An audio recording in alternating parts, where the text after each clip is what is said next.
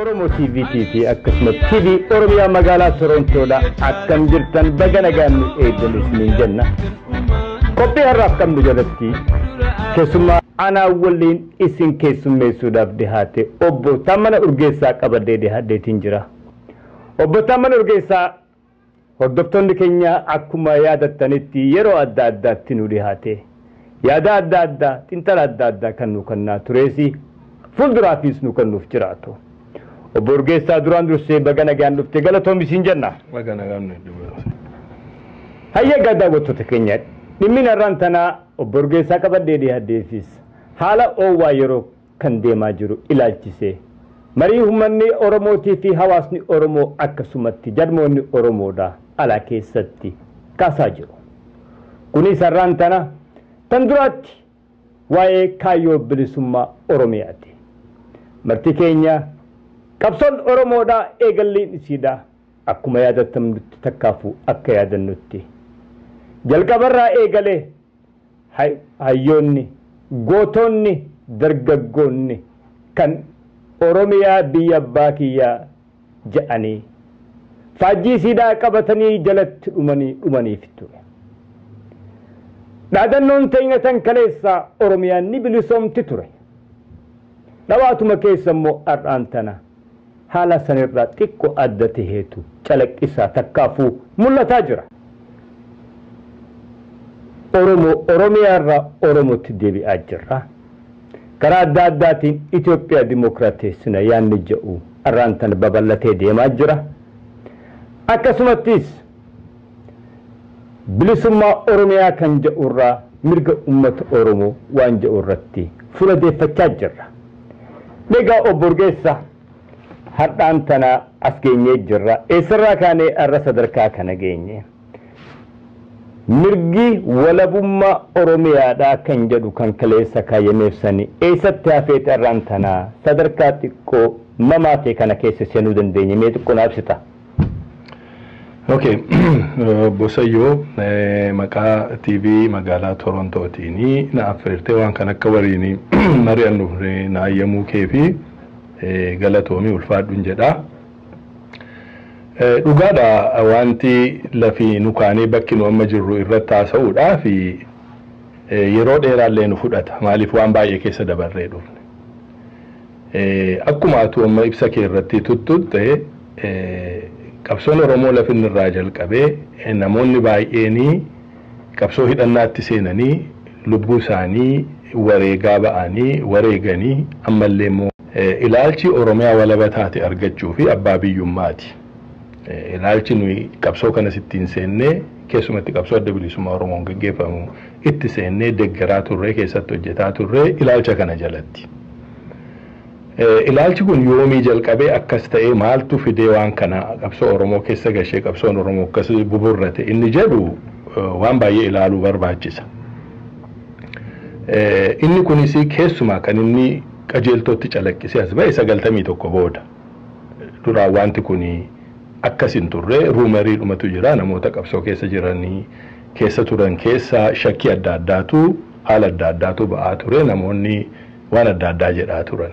Garuu wanti kun kan inni dirreettuuf mul'ise 91 keessa. Har'a teenye yeroo ilaallu garuu wanti kun karaan irra deemaa jiru yeroo ilaallu biyya keessaa haala amma jiru keessatti ijoolleen biyya keessaa abbaa biyyummaa gaafataa abbaa biyyummaatiif du'aa lubbuu isaanii dabarsaa miidhaa irra ga'uundaa fudhataa jiru abbaa biyyummaa gaafatu. Karaa biraa kan ilaallu akkuma sila tuttee warri deebisanii Itoophiyummaa keessatti Itoophiyaa dimokiraatessina jedhuuni jaarmoliin adda addaa of ijaaranii namoonni adda addaa keessumatti namoonni qabsoo Oromoo keessatti sadarkaa gurguddaatti hojjetaa turanii yaada kanaan as deebi'anii as ba'an. Inni kun qabsoo keenya keessatti baay'ee waan barbaachisaadha gadi fageessanii ilaaluuf maaliif ta'e akkamitti ta'e. Har'a warri deebi'ee Itoophiyaa wajjin hojjennaa Itoophiyaa dimokiraatessina jedhu maal jechuudha kun? yeroo biyya abbaa keetii saamamu waliin saam isa jedhu yaada sana keessa jira moo dhugaatti Oromoon ummati Oromoo ummati keenya kana keessaa bu'aa nu argannutu jira moo maal inni jedhu gaaffii deebi'uu qabu guddaatu keessa jira jechuudha. Egaa yaadi walabummaadhaa fi yaadi Itoophiyaa keessa jiraachuu Itoophiyaa dimookiraatessuudhaa fi haalli adda addaa deemaa jiru isa yeroo biraas itti dhufuu dandeenya. Amma yeroo ammaatti transitioning gaafatamaa jirus yeroo amma keessa jirru keessa maalirraa ka'a maalitti ba'uudhaa fi itti gallisaa maal akka ta'u isa jedhu yeroo ilaallu dhugaa haasa'uudhaaf taanaan gaaffiin keenya gaaffiin uummata Oromoo abbaa biyyummaa gaaffii kolonii ta'ee sababii jiruu fi deebiinsa abbaa biyyummaa qofa Oromiyaa walaba taate qabachuudha. Inni kaan kun lamaan negotiationii yookaan immoo wal falmaaf xarabbeezaarra kaa'amuu hin qabu nama Oromootiini kan jedhutu jira akkasittan ilaalan. Namoota haalli jijjiiramee jira addunyaan geeddaramtee jirti walabummaa Oromiyaa kan jedhu sanii ammatti hin hojjetu. Reasonable takkaafu dhugaarratti ejjennee deemuu qabna. Yoonii fi Itoophiyaan sanii dimookiraatooyitee sirna dimookiraasiitiin filmaanni gaggeeffamee rakkoon Oromoodhaan hiikkatti warra jedhuuf mee maal jettan? Baay'ee gaariidha. Dhugaa haasa'uudhaa fi kuni dhugaarraa fagoodha. Tokkoffaa mee waama dimookiraasii kana yoo haasofne dimookiraasiin kun biyya kam keessatti mul'ataa jira addunyaa sadaffaa keessatti dhuguma naannoo keenya keessatti aadaa nu agarru keessatti warra nu mormaa jiru keessatti sirni dimookiraasii kun dhuguma bakka qabaayi. Dimookiraasiin sirni dimookiraasii piroosesii yookaan dhaata keessa waan dhufuudha waan halkan tokkotti dhufu miti waa waggaa lamatti dhufu miti waa waggaa shanitti dhufu miti. Warrumti biyya sirna dimookiraasii geggeessu iyyuu ganaa fagoorraa jira hanga tokko dhugaa haasa'uudhaaf ta'e. Inni lammaffaa mee dimookiraasii Itoophiyaa dimookiraatessina yeroo jedhamu jechisaa bareedaadha. Dimookiraasii yeroo nu bareedaadha walqixxummaa nama hundumaaf addunyaan hundaafuutu hojjete gaariidha jechisaa akka itti ilaalamu garuu haala amma biyyi keenya keessa jiru lafa Oromoo fudhatamee magaalaan Oromoo fudhatamee bifi isaa jijjiiramee namni isaa jijjiiramee ikoonomiin uummata tokkoon gara malee qabamee taayitaan hundumtuu isaan harka jiru keessatti sirna dimookiraasii yeroo jedhani mee fagoo yoo dhiibne addanuma North America keessa sirni dimookiraasii erga dhaabbateeti dheeraadha yeroon isaa himamu garuu jireenya har'a gurraachiif adiin jiraatu keenya yeroo laallu sirni dimookiraasii kun maal hojjetee maal hin hojjenne isa jedhu laaluu fi hammam akka inni gaappiin yookaan gargarummaa guddaan hammam akka inni jiru uummata taayitaa qabatee horii qabatee ikoonomii qabatee biyya qabatee jiru wajjin dimookiraasiitiin baaleetiidhuma duwwaa darbachuuf sheerii wanta xixiqqaa gochuudhaa fi kun wal qixxaachuus hin danda'u. Uummati dimookiraasiin kan gaafatamu biyyi tokko uummati tokko mootummaa isaa ta'e kan mataa kooti kan jedhu uummati tokko sirna dimookiraasii gaafachuutu irra jira hin gaafatas ittis jira biyyuma kanaarra biyyuma fedheerraa hin jira. Garuu ummati biyya tokkoon qabame gosa tokkoon qabame yookaan biyyi tokko dhaqee biyya isaa qabatee kolonii jala jiru sirna dimookiraasii irraa hin gaafatus gaafatees hin beeku. Kan inni gaafatu biyya isaatii abbaa biyyummaa isaati. Ummati Oromoo sarraa eenyurraati kan inni dimookiraasii gaafatu?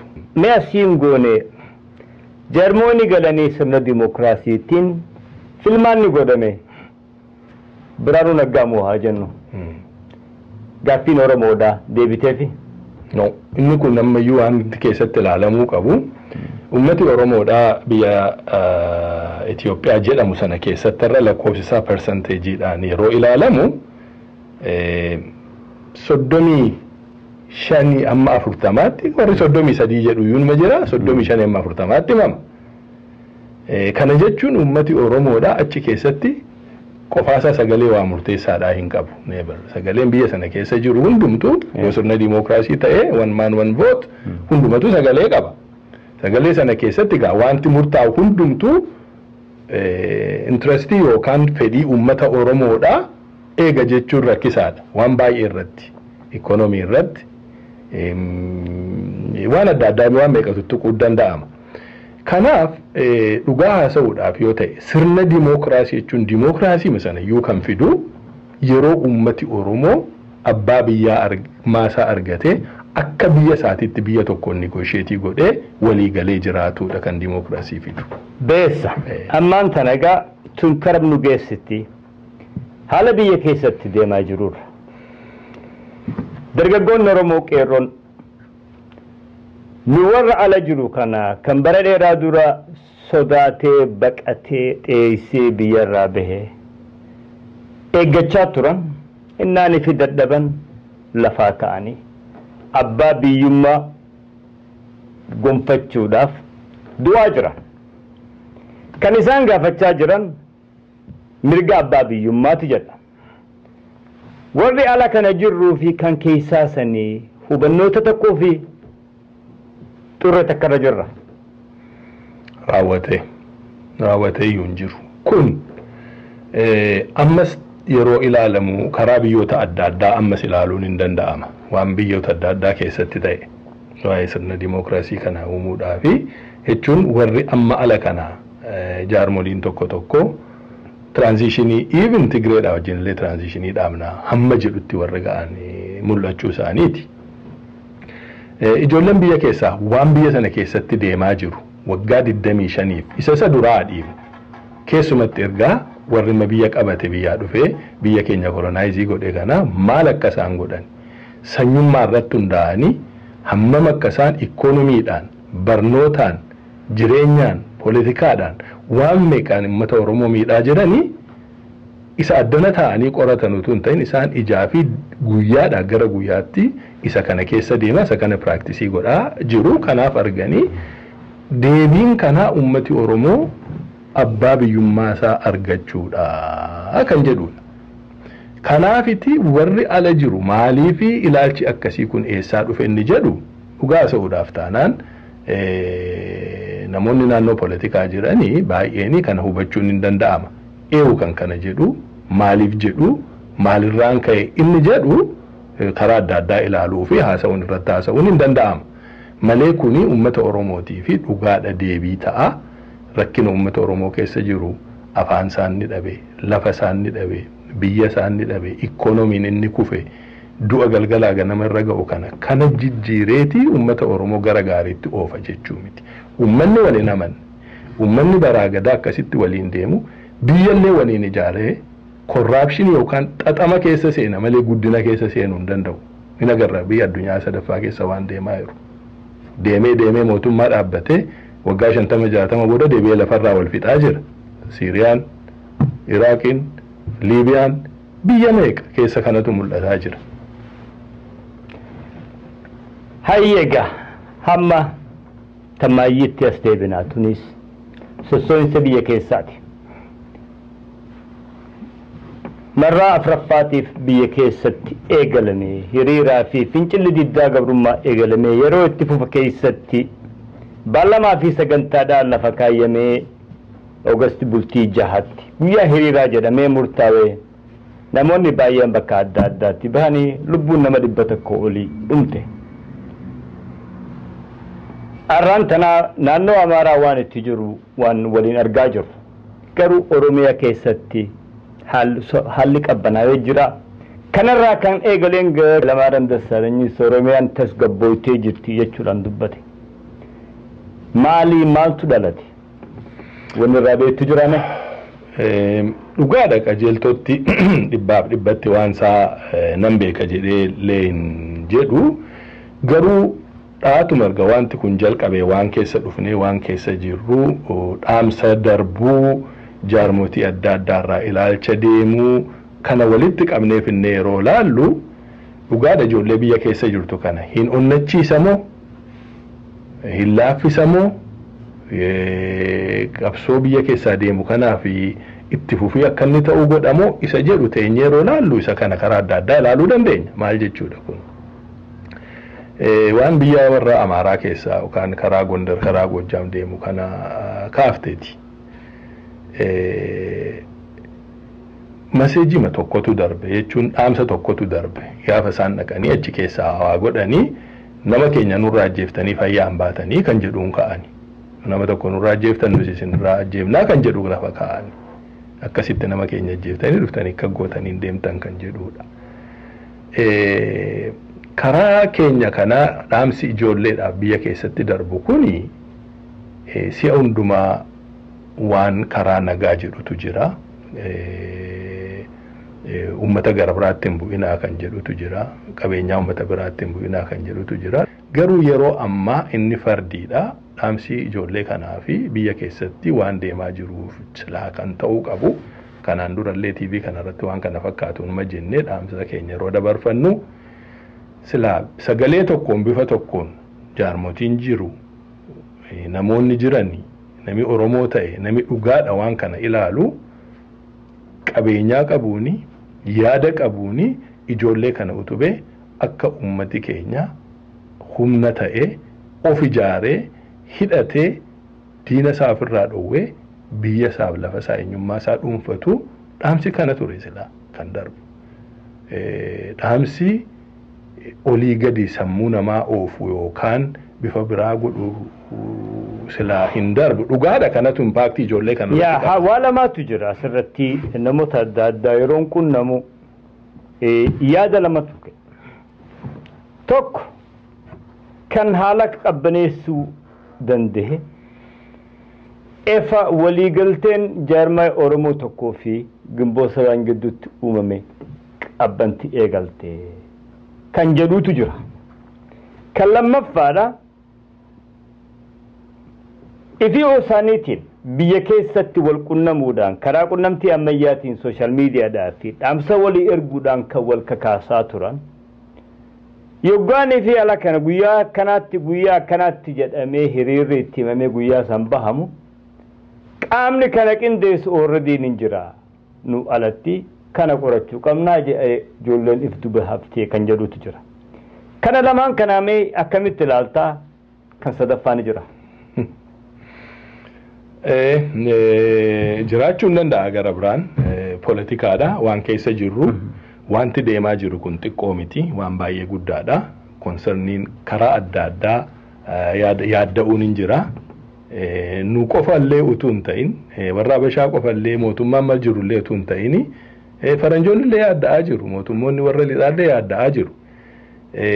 Kana yaaddoo kana immoo harka maratee taa'a hundumtuu jechuun natti hin fakkaatu akka uummati Oromoodha garri caalu harka maratee taa'e kuni akka laafaatti ilaala yoo ta'eef garuu namni baay'een ilaalaa hin jiru dheena mana garuu jaarmotiin tokko isa kanatti dhimma ba'anii taayitaa gara biraa keessa seenuudhaa fi warri carraa kan hin jiru kun gaaffii hin qabu. Inni kun egaa yeroo wanti kana fakkaatu kan inni ta'uuf deemu akkuma jedhe dhaamsi deemuu fi mootummaa waliigalteen jaarmotii kanaa wajjin ta'e confusionii yookaan marammartoo ilaalchaa uumuu danda'a nama keessatti dhugaadhumatti maaliif mee ufuma keenyaa ofa ilaallu si'a hundaa waan tokko irratti yaada lamaan yeroo deemtu ilaalcha shaarpii ta'e yookaan qaroo ta'e fi deemsa qaroo ta'e argachuun rakkina ta'a maaliif yaadi kee olii gadi faca'aati kun baay'ee qabsoo Oromoo keessatti rakkina guddaa oofaa kan jiru kana. Gar tokkotti luucca'ee yoo deeme malee. Hayyee gaafa Borgeessa gar tokkotti numa luuccane jennee abdanna. Baroota dheeraadha. Afeerraa si goon ulfeessitee arraan tana waan asitti nu argatteef galatoomi siin jechaadha. Qophii biraattis akka nu wajjin hirmaattu abdii qabnaa galatoomi siin jaa. Atillee galatoomi.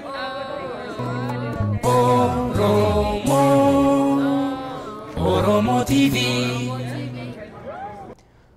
Daawwattoota keenya kabajamoo kanatti aansuudhaan waamicha garagaraa kan iddoo adda addaatirraa nu dhaqqabee isiniif dabarsinaa akka armaan gadiitti nu faana tura. Waamicha walgahii Saawud Arabiyaa irraa nu dhaqqabe.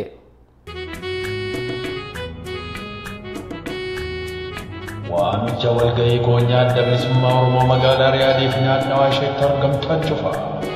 Ayyaana yookaan iida Arafaa sababa godhachuun seensonnii fi deeggartoonni adda bilisummaa Oromoo dhimma Oromoo fi Oromiyaa irratti marii gochuuf iddoo makaraja 18 Istiraannoofaa jedhamutti ayyaana arafaa darbee guyyaa lammaffaa galgala sa'aatii 6 irratti waamicha guddaan godhameetu jira. Maarree waamichi ulfinaa hafuun salphinaa akkuma jedhamu isinis maatii keessanii wajjiniin akka dhuftan affeeramtaniitu jirtu. Odeeffannoo dabalataa 0552 66 yookiin 0553 704 1735 koree qindeessitoota injifannoon uummata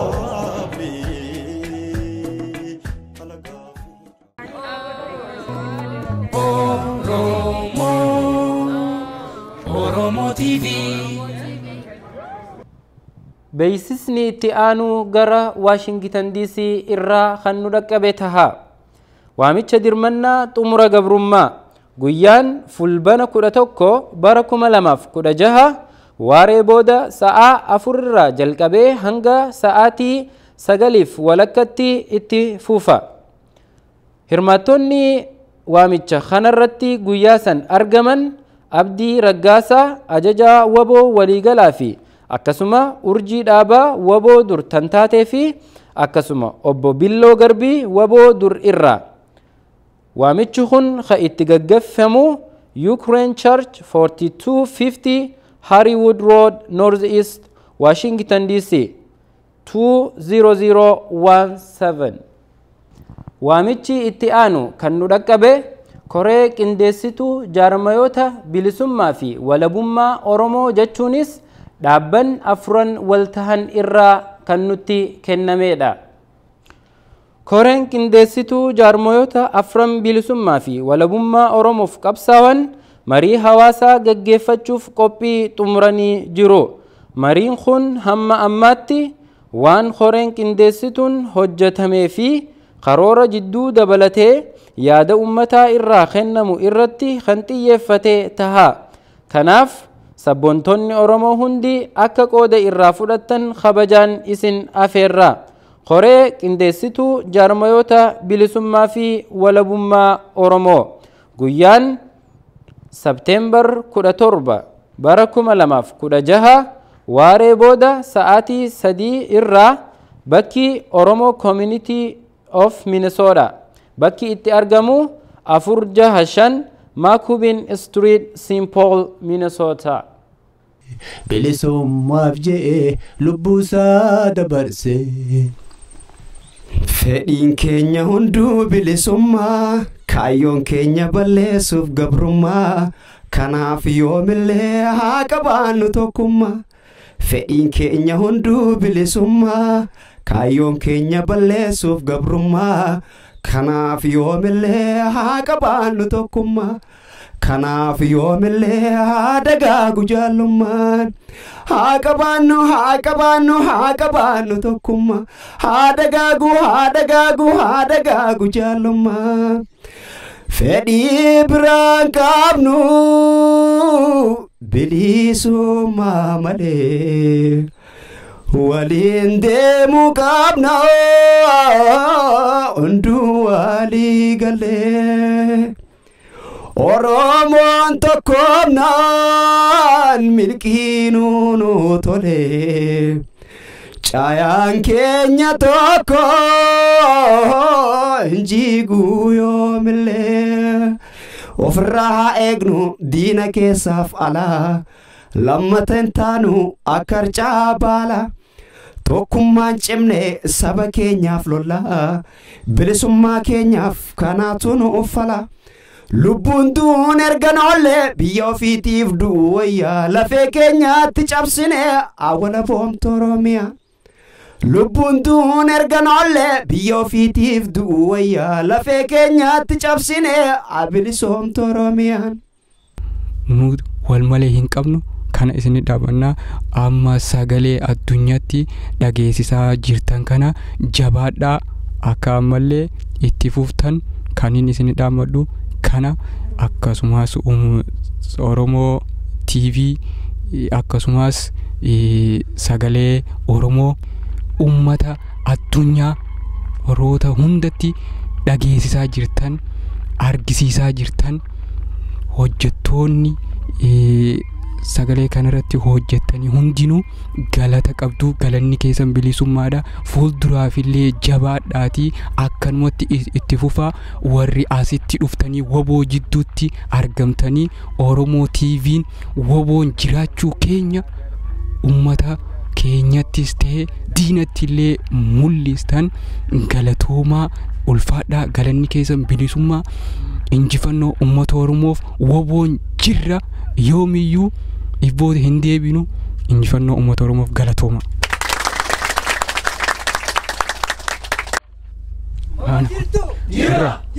Jirra Arqawal Oromiyaa Gad Diina Oromoo Oromiyaa Tokko lama sadi Wabo Kabila Dando Akeeka Kaayoo Jaallarratti wareegaman galmaan ni geenya. Akeeka Kaayoo Jaallarratti wareegaman galmaan ni geenya. Akeeka Jaallar Qabsoorratti wareegaman galmaan ni geenya. Akeeka Kaayoo Jaallarratti wareegaman galmaan ni geenya.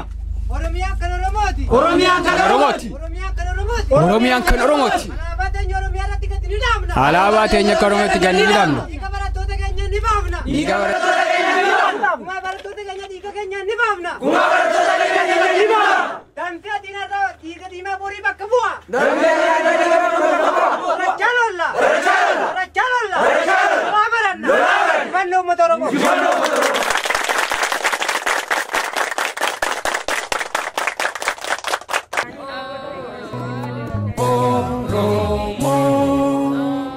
Oromo TV.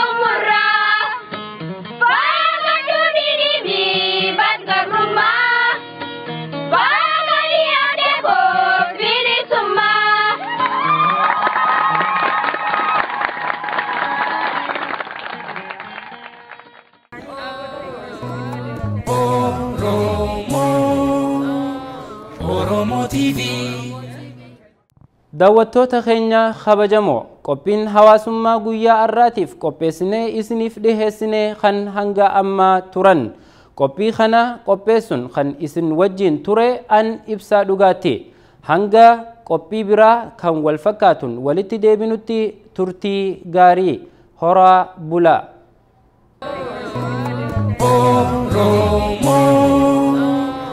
Oromo TV.